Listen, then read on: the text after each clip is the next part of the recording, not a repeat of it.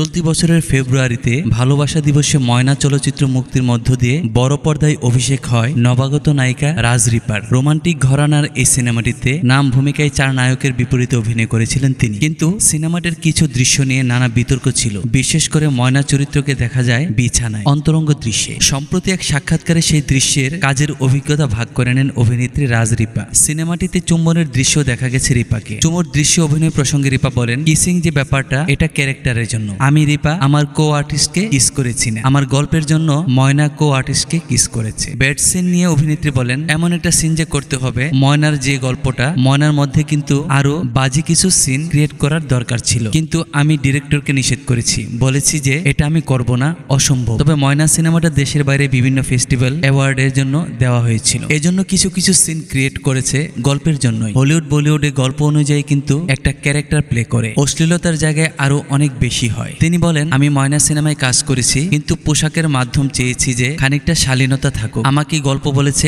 একটা, কিন্তু ক্যারেক্টারটা এমন ভাবে প্লে করেছি আমি ভালোর মাঝে খারাপ।